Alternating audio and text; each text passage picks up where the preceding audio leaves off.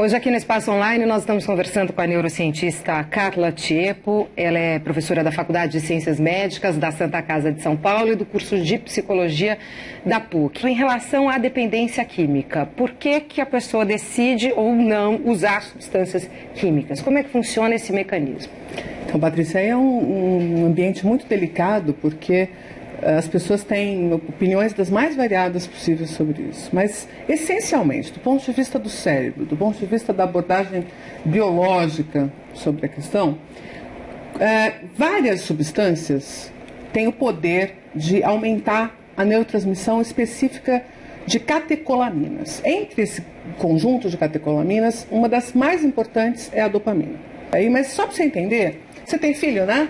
Então, imagina que você tenha dado durante um ano para o seu filho, toda vez que ele vai tomar um suquinho, é um suquinho de laranja, docinho, gostosinho, ele adora o suquinho de laranja. Tá? Acontece que um dia você está lá numa festa de aniversário e tal, e aparece uma Coca-Cola e você acha que você pode dar a Coca-Cola, que não vai ter problema nenhum. A criança, quando ela ingere o líquido, refrigerantes, né, doces e tal, mas o que acontece especialmente? Imediatamente ele recebe uma quantidade de glicose muito grande. Uma bomba calórica, que a gente chama. Essa bomba calórica, que produz esse enxame de glicose no sangue, aumenta demais a dopamina. Por quê? Porque é uma forma do cérebro marcar que ali, naquele líquido, com aquele alimento, ele tem mais chance de receber energia. Então, para a natureza, na natureza, os animais evoluem sempre se eles selecionam alimentos que vão dar um maior quantidade de glicose. Bom, então o que o sistema dopaminérgico faz? Ele vai marcando aonde que ele consegue um resultado melhor. E motiva o indivíduo a procurar aquele resultado. Então, se você oferecer um suco de laranja, um refrigerante para o seu filho, a partir daquele dia, existe uma chance muito grande dele optar pelo refrigerante. E cada vez que ele optar pelo refrigerante, ele vai ficando cada vez mais tendenciado a optar pelo refrigerante. Um dia que ele vai chegar para você e falar que não gosta de suco de laranja. O que isso tem a ver com a droga? A gente tem uma porção de prazeres que nos motivam e que aumentam a nossa dopamina. Até o dia que a gente usa determinadas substâncias cujo papel delas, quase que na sua interação com o corpo, é aumentar a dopamina. Álcool, nicotina, cocaína, anfetamina, todas essas substâncias que a gente sabe que são capazes de produzir dependência, têm como mecanismo básico o aumento da dopamina. De tal sorte que quando o indivíduo percebe alguma possibilidade dele obter aquele prazer, a dopamina dele aumenta e todo o comportamento dele fica voltado para aquele fim. E esse comportamento que a gente chama de estreitamento de repertório, que ele só consegue fazer coisas relacionadas àquela substância, é que determina que o indivíduo se torne um adito e crie um ambiente, agora sim, psicológico, circunstancial, para que ele não consiga se abster da droga. A questão é que esse mesmo indivíduo não consegue se abster da droga, as outras coisas que antes davam prazer para ele, hoje, comparativamente, dão um prazer tão irrelevante que não merecem ser observadas. Tá, quer dizer, outras dependências, por exemplo, dependência de trabalho, dependência do parceiro, tem gente que não consegue se separar de jeito nenhum. Tudo isso é o mesmo mecanismo? Muito semelhante, com algumas nuances que podem estar relacionadas a emoções como ansiedade, como medo, que inclusive colaboram para que isso fique mais intenso, né? Então você pode ter fatores que ainda são fatores agravantes dessa condição. Ele consegue e é reabilitado, recuperado, a chance dele cair na mesma cilada é muito grande. Dele entrar de novo no mundo das drogas é muito grande. Olha, primeiro porque ele inicialmente já tinha uma impulsividade, né? Ele já não foi procurar droga porque a droga era ruim, mas ele foi obrigado a procurar, né? Ele já acreditava que a droga seria uma coisa positiva para ele, naquele momento. Depois ele até entendeu que a droga não era tão boa assim, mas aí agora ele já tem um shift, um viés que é biológico, né? Que tem um sistema neural pedindo que ele consuma aquela substância. Para que ele possa se abster e permanecer nessa abstenção, ele realmente precisa de um apoio. E ele precisa, inclusive, ao recair, continuar tendo apoio. Porque o que a gente vê é que a pessoa recai E aí, tá vendo? Eu falei que ela não ia conseguir. E aí ele é largado definitivamente de novo à própria sorte. Só para ficar claro isso que você está explicando, essa necessidade ela se estabelece quando?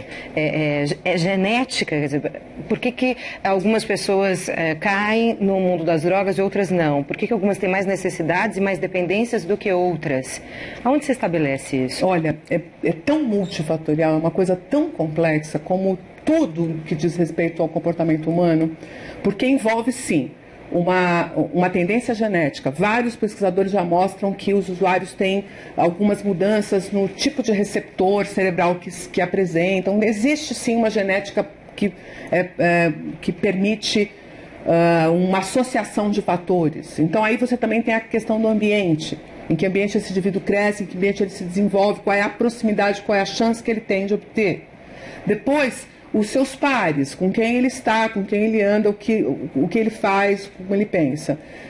Depois a questão do afeto, depois a questão de se ele for uma criança que é abusada, por exemplo, né? Para dar um exemplo, é óbvio que isso modifica as suas relações. Então são muitos fatores diferentes. E na verdade, Patrícia, eu acho que a gente pode já passar desta fase de ficar discutindo o que levou o indivíduo a essa condição, porque todos nós somos propensos a ela.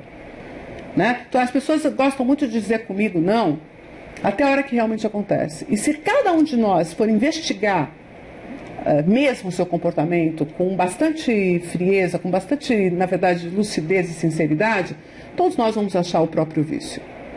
A única coisa é que esse usuário que está usando uma substância como cocaína ou como crack, o impacto dessa droga no sistema biológico, no cérebro e, por consequente, no comportamento, é muito maior do que aquele que você tem com a bomba de chocolate que você come.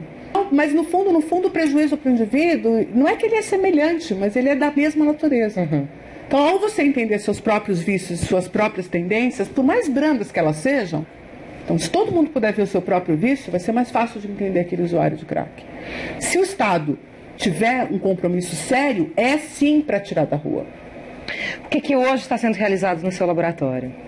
Então, Patrícia, eu desenvolvi um modelinho em animais, que eu estava comentando contigo, onde eu consigo simular essa situação, onde ele tem uma predileção pela droga e não gosta das outras coisas, né? E nesse modelinho a gente está testando algumas substâncias que ainda estão em fase inicial, para tentar fazer uma modificação nesse cenário, para tentar reequilibrar o sistema dopaminérgico, não para que ele não goste da droga, mas para ajudar ele a gostar um pouco mais das outras coisas que ele começou a achar que eram absolutamente irrelevantes.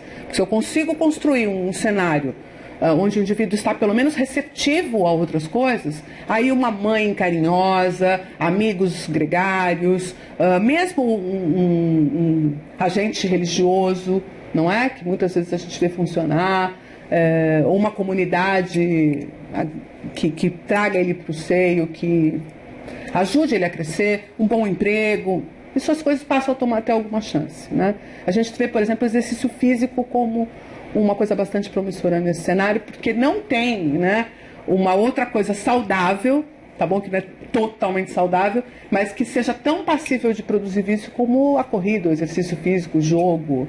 Então poderia ser um contraponto interessante. A gente também tem a ideia de fazer alguma coisa nesse sentido.